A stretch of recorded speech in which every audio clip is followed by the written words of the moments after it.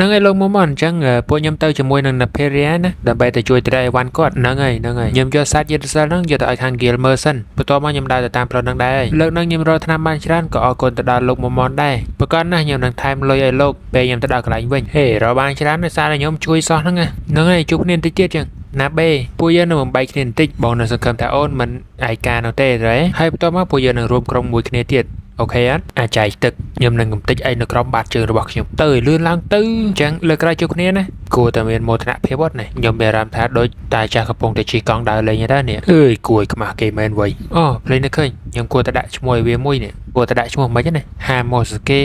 មែនទេដៃ full school ល្អម្យ៉ាងនេះតាចឹងអ្នករកគ្នាចាំយកអីវ៉ាន់ចូលមកក្នុងនេះមកហ្នឹងហើយចាំខ្ញុំយកចូលទៅនិយាយខ្ញុំគាត់ចេញទៅក្រៅមែនはいおかえりなさいតែខ្ញុំពិតជាបារម្ភខ្លាំងមែនតើឯងមិនបានត្រឡប់មកផ្ទះវិញឡើងមួយថ្ងៃពេញឯណោះខ្ញុំរងចាំឯងយូរណា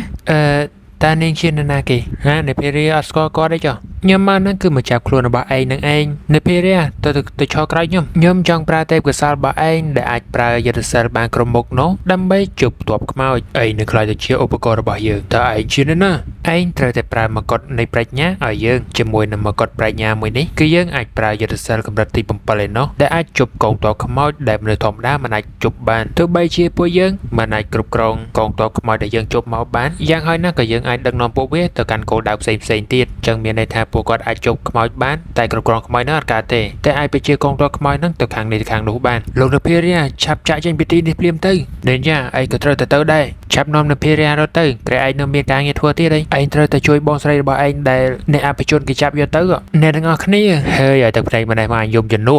តែវានឹងខ្លាចទៅជាបញ្ហាបើសិនជាយើងឯងរត់រួចនោះឯងនៅលេងសើចច្រើនពេកហើយក្រែងលោកត្រៀមអីគ្រប់យ៉ាងហើយតើអញ្ចឹងពេលពួកគេស្រែកគឺអត់មានណាគេលឺទេអញ្ចឹងមានអីអូកាឡានតិចសោះហ្នឹងសូមទោសផងដែលឲ្យឯងចាំយូរចាស់មិនអីទេខ្ញុំបានចោះឈ្មោះរួចរាល់ហើយចាប់ពេលថ្ងៃហ្នឹងតទៅឯងឈ្មោះថាហាម៉ូស៊ូកេអរគុណច្រើនណាស់លោកម្ចាស់វាចេះនិយាយអូយអស្ចារ្យណាស់ហេប្រកាសអត់ម្ចាស់វាសាក់សម្រិតគាត់ជាសិតតែសัตว์យុទ្ធសិលតែមិនបានជាគាត់អត់ល្បីសោះចឹងណែតែជាឯងមិនដែលទៅជាមួយនឹងចៅយើងដើម្បីបេះថ្នាំនោះខ្ញុំគឺជា Lizzie Balia យាយរបស់ Naperia អូត្រូវហើយខ្ញុំគឺជាអ្នកទៅជាមួយនឹងគាត់ធ្វើជាអ្នកការពារគាត់ខ្ញុំឈ្មោះ Momon ហើយនេះគឺជា Nabe ហើយខ្ញុំជាស្ដេចឆ្លាតវៃប្រចាំព្រៃមួយនោះឯងឥឡូវឈ្មោះខ្ញុំគឺជា Hamusuke ហេចឹងសัตว์យុទ្ធសិលហ្នឹងគឺជាស្ដេចឆ្លាតវៃហ្នឹងឯងចាត្រូវហើយខ្ញុំជួបជាមួយនឹងគាត់នៅពេលដែលកំពុងតែការពារបេះថ្នាំខ្ញុំវាយគាត់រហូតតតែគាត់ចុះចាញ់អស់ចាមែនចុះឥឡូវណាចៅប្រុសរបស់ខ្ញុំគាត់តែមុនខ្ញុំបាត់ហើយគាត់យកថ្នាំយកទៅទុកហើយពួកខ្ញុំកំពុងតែរៀបចំទៅដែរនឹងដើម្បីទៅយករង្វាន់អូយល់ហើយចឹងយើងនាំគ្នាទៅជាមួយគ្នាមកចឹងនេភេរីតែឯងនៅណាលោកមកមក100នេះហេតាណាបាត់ចេះនេះមានរឿងអត់ល្អនេះជុំចង់ធ្វើស្អីហ្នឹងមានអីនៅក្នុងហ្នឹងបន្ទាប់មួយហ្នឹងទុកដាក់ថ្នាំតើ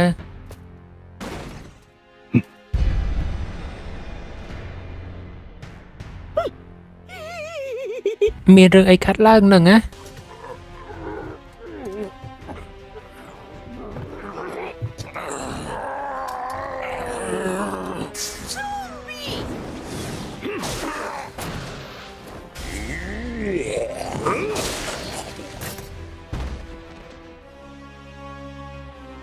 ចុះណានេះភីរីយ៉ាក៏មិននៅទីនេះទេទៅតាមការពារនាងទៅ Ninja មើលទៅដូចជាមិនមែនជាអន្ទាក់ទេតាមការពិតទៅ Ninja គាត់គឺជាមនុស្សស្រីហើយMomonយើងគាត់ក៏បាននឹកឃើញទៅដល់កាលគាត់និយាយគ្នាលេងគាត់ថាក្រុមគាត់បើសិនជាមានមនុស្សស្រីនៅក្នុងនោះប្រហែលជាមានបញ្ហាហើយ Ninja គាត់បានបន្លំខ្លួនធ្វើជាប្រុសដើម្បីនៅក្នុងធីមមួយហ្នឹងមកគាត់នៅកន្លែងហ្នឹងគឺពិបាកមើលខ្លាំងមែនទេខ្ញុំខ្លាចថា YouTube គេបិទទេអញ្ចឹងហើយខ្ញុំអត់ដាក់ឲ្យអ្នកគេមើលMomonយើងគាត់ក៏មានអារម្មណ៍ថាមិនពេញចិត្តសោះខ្ញុំរកចៅរបស់ខ្ញុំអត់ឃើញទេគាត់អត់នៅម្ដុំហ្នឹងទេអញ្ចឹងគោលដៅរបស់ពួកគេគឺមកចាប់Naperiaចុះពួកគេជាណាគេចុះពួកគេគឺជាអ្នកទទួលការងារដែលខ្ញុំបានឲ្យពួកគេជួយការពារNaperiaអញ្ចឹងពួកគេគឺជាមិត្តភក្តិរបស់ឯងហ៎មិនមែនទេគ្រាន់តែជាអ្នកដែលធ្វើការជាមួយគ្នាទេតែឥឡូវគិតមិនតាមតែមើលទៅគឺមានអ្នកចេះប្រើយុទ្ធសាស្ត្រកម្រិតទី3ដែលអាចធ្វើឲ្យសាកសពខ្លាចទៅ zombie បានអ្នកដែលប្រព្រឹត្តរឿងហ្នឹងគឺគេអាចមានពេលយកសាកសពយកទៅលាក់ឬមកក៏យកទៅតាមខ្លួនបានក៏តែបើតាមមើលទៅគឺគេទុកថាសាកសពចោលតែម្ដងអញ្ចឹងហើយគេមិនខ្លាចថាមានអ្នកតាមដានគេដឹងនោះទេឬក៏គេគិតថាគេអាចគេចខ្លួនរួចតែទោះយ៉ាងណាក៏ដោយវានឹងមានបញ្ហាបើសិនជាយើងមិនចាត់ការរឿងនោះឲ្យបានលឿនហេតុអីមិនធ្វើជាសំណើទៅសំណើអីគេ ក្រៃសំណាងនឹងសម្រាប់អ្នកដែលផ្សងព្រេងអ្នកសំណាងល្អហើយលេស៊ីបាលាខ្ញុំគឺជាអ្នកផ្សងព្រេងខ្លាំងជាងគេនៅក្នុងទីក្រុងមួយហ្នឹងហើយក៏ជាអ្នកផ្សងព្រេងតែមួយគត់ដែលអាចយកចៅរបស់អ្នកមកវិញបានបើសិនជាអ្នកស្នើខ្ញុំនឹងទទួលយកការងារមួយនេះបានយើងជួលឯងទៅចុះយល់ហើយក៏ប៉ុន្តែខ្ញុំថ្លៃណាស់ត្រៀមខ្លួនបង់លុយខ្ញុំហើយនៅហើយប្រហែលបាដៃស្ងប់ចិត្តចុះទាំងអស់ស្អីគេខ្ញុំចង់បានអ្វីទាំងអស់គេថាបិសាចនឹងផ្ដល់សេចក្តីប្រាថ្នាទាំងអស់ឲ្យទៅបានពលឹងរបស់មនុស្សវាមិនអាចទេតែពីអ្នកឯងនឹងគឺជាបិសាចមែនចុះបើពួកយើងមែនមានបញ្ហាអីមែនឯងមិនចង់ជួយចៅរបស់ឯងទេមែនចឹងចម្លើយតែមួយគត់លីស៊ីបាលាយើងជួលឯងខ្ញុំនឹងឲ្យអ្វីទាំងអស់ដែលខ្ញុំមានទៅឲ្យឯងឲ្យតែជួយចៅខ្ញុំឲ្យបានមកឥឡូវយើងត្រូវតែរកកន្លែងដែលនេភេរីបាលានៅសិនចឹងយើងគួរធ្វើម៉េចលើកហ្នឹងគឺងាយស្រួលទេសាករបស់ពួកគេគឺបាត់ហើយតែរបស់មានតម្លៃគឺនៅនឹងឡើយទេតើឯងដឹងថាយ៉ាងម៉េចទេខ្ញុំសុំទោសផងតែខ្ញុំមិនដឹងផងក៏ដោយសារតែមុននឹងរៀបនិយាយកូនចៅរបស់គាត់ម្នាក់តាក់ទងមកគាត់ឈ្មោះថាអេនតូម៉ាគាត់ថាមានរឿងចាំបាច់ត្រូវការនិយាយជាមួយនឹងគាត់មកម៉ងាគាត់ថាឥឡូវហ្នឹងគាត់កំពុងតែរវល់ចាំគាត់តាក់ទងទៅវិញនៅពេលដែលគាត់មានពេលអេនតូម៉ាគាត់ក៏បានថាខ្ញុំដឹងហើយចឹងចាំតាក់ទងទៅអ្នកនាងអេបេដូទៅឥឡូវខ្ញុំបន្តទៀតអ្នកដែលធ្វើរឿងហ្នឹងគេយកសាក់ទាំងអស់ហ្នឹងគឺធ្វើដូចជាពៀនហើយសាក់ទាំងអស់នោះគឺគេយកទៅធ្វើដូចជាវត្ថុអនុស្សាវរីយ៍ចឹងក៏ប៉ុន្តែលើកនេះវានឹងខ្លាចទៅជាកំហុសរបស់ពួកគេនេះគឺជាគម្ពីរកំណត់ទីតាំងវត្ថុខ្ញុំមិនបាច់ចាំបញ្យល់ប្រាប់ឯងថាត្រូវរកទីតាំងអីគេណានេះជាគម្ពីរបើសិនជាខាងសត្រូវគេប្រើយុទ្ធសាស្ត្រលាក់ទីតាំងខ្ញុំគិតថាប៉ុណ្ណឹងគឺវាគ្រប់គ្រាន់នឹងរកសត្រូវរបស់យើងហើយឥឡូវ Nabril ប្រើវាទៅ魔法にロケートオブジェクト បន្ទាប់ពីណាបេប្រើកម្ពីនឹងទាំងអស់គាត់ក៏បានដឹងថាកន្លែងលាក់ខ្លួនរបស់ពីរនាក់នោះគឺនៅទីណាបើតាមតែខ្ញុំចាំកន្លែងហ្នឹងគឺដូចជាកន្លែងកោបខ្មោចឥឡូវប្រើគ្រីស្តាល់មកដើម្បីឲ្យខ្ញុំមើលឃើញដែរខ្មោចឆ្អឹងមកគ្រប់ចឹងត្រូវអញ្ចឹងហើយអ្នកដែលយកសាក់ទាំងអស់នោះប្រហែលជានៅក្បែរហ្នឹងដែរចឹងឥឡូវយើងធ្វើម៉េចទៅពួកយើងគួរតែ teleport ទៅវាយតែម្ដងឬមួយក៏ប្រើសិលហោះដើម្បីទៅលួចបាញ់ពីលើកុំឈួតពេកសត្រូវគឺគេបានត្រៀមទ័ពខ្មោចជាច្រើនហើយគេច្បាស់ជាមានកម្រងការធំហីបើសិនជាវាអញ្ចឹងមែនពួកយើងគួរតែចាត់ការវាហើយព្រមទាំងជួយអ្នកភេរីផងដែរបើសិនជាយើងធ្វើបတ်សម្រេចឈ្មោះរបស់យើងនឹងត្រូវបានចែកចាយទោះជាយ៉ាងណាពួកយើងមិនមានពេលវេលាដើម្បីស៊ើបព័ត៌មានបន្ថែមនោះទេពួកយើងរួចរាល់ហើយពួកឯងរកឃើញអីយ៉ាកន្លែងកប់ខ្មោចគឺជាជំរំរបស់ពួកគេចៅខ្ញុំនៅនឹងដែរមែនត្រូវហើយរួមជាមួយនឹងទ័ពខ្មោចផងដែរថាម៉េចបើចាំភ្ញាក់ផ្អើលទេតែខ្មោចឆ្អឹងទាំងអស់នោះគឺសិតតែផុសចេញពីភ្នូខ្មោចនៅកន្លែងនោះអញ្ចឹងចាំជួយទៅប្រាប់ហ្គៀលហើយនិងប្រជាជនទាំងអស់នោះផងដើម្បីគេដឹងណាពេលនេះខ្ញុំនឹងចាក់ចេញទៅកន្លែងកោះខ្មោចនឹងភ្លាមឈប់សិនចុះឯងមានផ្លូវដែលអាចបំបែកកងទ័ពខ្មោចទាំងអស់នោះបានដែរខ្ញុំមានហើយវានៅនេះហេយើងនៅស្ងាត់មែនវិញវាតែអញ្ចឹងហើយពួកយើងឥឡូវដូចជាខានវាយជាមួយនឹងអាណាចក្រហើយនេះអញ្ចឹងហើយខ្មោចងាប់គឺកាន់តែថយចុះហើយហេថៃហើយចង់ឲ្យមនុស្សងាប់ច្រើនទៀតជប់សំលេងណាណែក៏មកបន្លាចអញអញ្ចឹងស្ងាត់អញលួយគេនោះចេះតែស្មាស្មៃមកថ្ងៃនេះពួកឯងមើលទៅខាងនោះជុំតបខ្មោចមែនហ្នឹងវាមានច្រើនណាស់ច្រើនជាង100ទៅ200ទៀតនោះផ្ដល់ដំណឹងឲ្យតាហ៊ាននៅស្ថាននេះលឿនពួកយើងនឹងទប់ពួកវារហូតដល់ពួកគេមកដល់អ្ន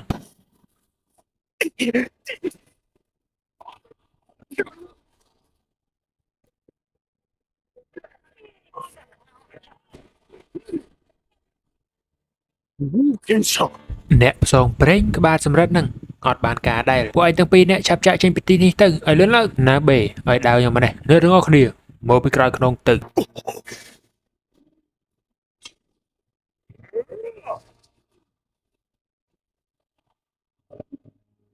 តែឯងជីណាបើកទ្វារមកឯងកុំឈួតទ័ពឆ្អឹងនៅខាងក្នុងហើយថៃចុះវាជាបញ្ហារបស់មុំមនខ្ញុំមែនហើយបើឯងមិនបើកទ្វារយើងក៏ជួយមិនបានដែរ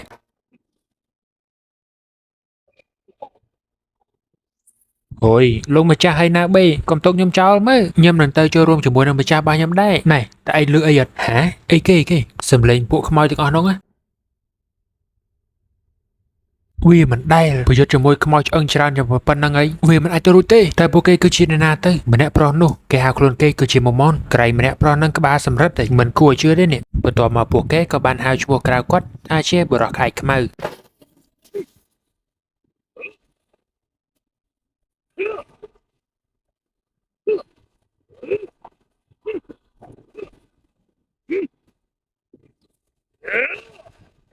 សុំទោសផងណាបេដែលធ្វើឲ្យមានបញ្ហាច្រើនឯងធ្វើឈប់រើមើលឯងក៏ម៉ាប់ឲ្យពិបាកនឹងអ៊ីវទៀត មកម៉ងកាគាត់ក៏ថាបើវាច្រើនដល់ថ្នាក់ហ្នឹងបន្តទៅមុខទៀតដឹងតែពិបាកអីណាបេក៏ប្រាប់ថាជួយយើងហៅជំនួយមកពីណាសេរីកហ្មងទៅកុំនិយាយអីឈួតមកវិញតែខ្ញុំត្រូវប្រាប់ឯងម្ដងទៀតថាហេតុអីបានជាយើងមកដល់ទីហ្នឹងតែលោកម្ចាស់បើសិនជាលោកម្ចាស់ចង់ចែកចាយឈ្មោះរបស់លោកម្ចាស់ហេតុអីមិនរងចាំឲ្យមានមនុស្សច្រើនទៅឥឡូវយើងនៅតែពីរនាក់ហ្នឹងមានពីណាគេឃើញយើងសំដៅហ្នឹងគឺទៅរកសត្រូវរបស់យើងធម្មពលនៃទីក្រុងមួយនេះបើសិនជាយើងដឹងច្រើនជាងហ្នឹងគឺយើងអាចធ្វើអ្វីខុសពីហ្នឹងបាត់ហើយក៏ដោយសារតែយើងអត់ដឹងអីសោះអញ្ចឹងហើយខ្ញុំក៏មិនចង់ឲ្យមានហានិភ័យនៅក្រៅគេដែរខ្ញុំយល់ហើយលោកម្ចាស់ពិតជាអស្ចារ្យមែនលោកម្ចាស់គិតរឿងទាំងអស់នោះបានដិតដល់ខ្លាំងមែនទែនសមនឹងជាបុរសកំពូលមែនក៏ប៉ុន្តែសំឡុងម្ចាស់ជួយបញ្យល់ដល់មនុស្សល្ងងដូចជាខ្ញុំផងតាមតែដល់គ្នាស្ដាប់បកប្រែខ្មែរវាប្រៀបដូចជាឌឺអញ្ចឹងតែមិនមែនជាពាក្យឌឺទេហេតុអីបានជាយើងមិនប្រើកម្លាំងដែលមានក្បាច់គុណល្អហើយយើងអង្គុយចាំមើលពីក្រៅខ្នងទៅបន្ទាប់មកយើងនឹងរៀបចំបដូរស្ថានភាពអញ្ចឹងមិនកាន់តែល្អទៀតកន្លែងនឹងមកម៉ងកាគាត់គឺគាំងខ្លាំងមែនទែនក៏ដោយសារតែគាត់គិតឃើញអត់ចេញតែគាត់ត្រូវតែរកពាក្យឆ្លើយដើម្បីកុំឲ្យគេថាគាត់គិតដល់បើសិនជាខ្ញុំប្រាប់ឯងគ្រប់ចម្លើយតើឯងធ្វើឲ្យល្អប្រសើរឡើងកើតយ៉ាងម៉េចរបៀបថាបើឡៃតែប្រាប់នឹងកាលបានចេះរកចម្លើយដល់ខ្លួនឯងទៅតាមពិតហ្នឹងគាត់អត់មានចម្លើយឲ្យចាសូមអភ័យទោសផងតែយ៉ាងណាក៏ដោយពិតណាស់ដែលយើងមានពេលវេលាខ្លីមិនអាចជួយបានទេពួកយើងគួរតែធ្វើអ្វីមួយដើម្បីបើកផ្លូវមួយនេះクドリットオープスコネクト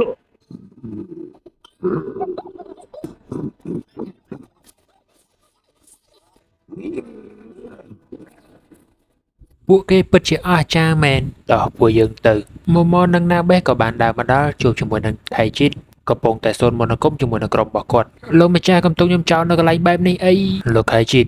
គេបានមកដល់ហើយអូខេមានមួយច្បាស់ជាល្ងងនេះសួស្ដីពិតជាយប់ដ៏ល្អមែនថៃជីតយប់ហ្នឹងវាមិនខាតពេលទេចំណាយពេលវេលាមកសូត្រមន្តអាគមអីណាយើងគឺជាអ្នកកំណត់ថាយប់មួយហ្នឹងល្អសម្រាប់មន្តអាគមឬមួយក៏អត់ហើយឯងនឹងចេះស្អីដែរអ្វីដែលសំខាន់ហ្នឹងតើឯងនឹងជានរណាគេខ្ញុំគ្រាន់តែជាអ្នកផ្សងព្រេងដែលទទួលការងារនោះខ្ញុំមករកក្មេងម្នាក់ខ្ញុំដូចជាមិនបាច់ចាំប្រាប់ឈ្មោះទេដែរហើយនៅមានទៀតគ្នាបើឯងម្នាក់គឺមានក្បិនមុតស្រួចឯងចង់លាក់ខ្លួនមែនឬមួយក៏ឯងខ្លាចយើងហើយបានរត់ទៅលាក់ពួនអូឯងច្បាស់ជាពិនិត្យមើលសាកសពហើយឯងល្អមែនមើលទៅគេរកខ្ញុំឃើញដែរបើចាំលាក់ពួនទេចឹងតែខ្ញុំអាចសុំឈ្មោះរបស់ឯងបានអត់អូហើយបើខ្ញុំវិញឈ្មោះថា Clementine គឺគ្មានបានការទេប្រាប់ឈ្មោះឯងតែខ្ញុំម៉នអូមែនតែចុះឯងរកទីកន្លែងហ្នឹងដោយរបៀបណាចម្លើយហ្នឹងគឺ autonom របស់ឯងហ្នឹងអីដោយសារអស់ហ្នឹងមែន God damn អស់ហ្នឹងហើយដែលធ្វើឲ្យយើងដឹងទីតាំងរបស់ឯងណាបេខ្ញុំទៅខៃជាតិនៅនឹងប្រហែលអ្នកនោះឲ្យឯងហើយខ្ញុំនឹងទៅចាត់ការម្នាក់ស្រីហ្នឹងប្រយ័ត្នប្រយែងនៅខាងលើផង Clementine ណាមិនមែនពួកយើងទៅវាយគ្នាងាប់នៅខាងនោះហ្មងទៅក៏បាន ヌグツインマキシマイスマジック何エレクトロスフェア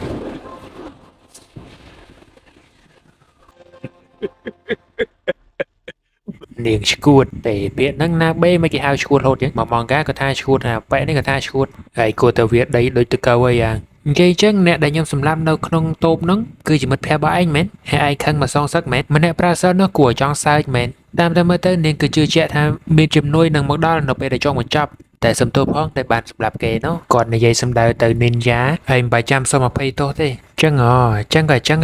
វាគួរឲ្យចង់សើចណាស់នៅពេលដែលខ្ញុំវាយអ្នកណាម្នាក់ដែលនិយាយថាអីសម្លាប់មិត្តភក្តិខ្ញុំហើយមិនបានជាអាយអត់ខឹងអីសោះអញ្ចឹងគួរឲ្យធុញមែនប្រហែលជាពួកគេមិនមែនជាមិត្តភក្តិរបស់ឯងហើយយ៉ាងអាស្រ័យទៅលើស្ថានភាពដែរខ្ញុំប្រហែលជាអាចធ្វើដោយការគិតរបស់ឯងចឹងឥឡូវហ្នឹងបើសិនជាខ្ញុំមករកឯងដោយដែលអ្វីដែលឯងគិតហ្នឹងគឺវាប្រៀបបានដូចជាការលាក់ពុតរបស់ខ្ញុំចឹងតែទោះយ៉ាងណាក៏ដោយមនុស្សទាំងអស់នោះគ្រាន់តែជាសម្ភារៈដើម្បីលើកដង្កើងឈ្មោះខ្ញុំតែប៉ុណ្ណោះអញ្ចឹងហើយសម្រាប់ការរំខានផែនការរបស់ខ្ញុំមួយនេះជីវិតរបស់ឯងរស់នៅប្រចាំថ្ងៃគឺស្មើនឹងការប្រមាថមើលងាយរបស់ខ្ញុំ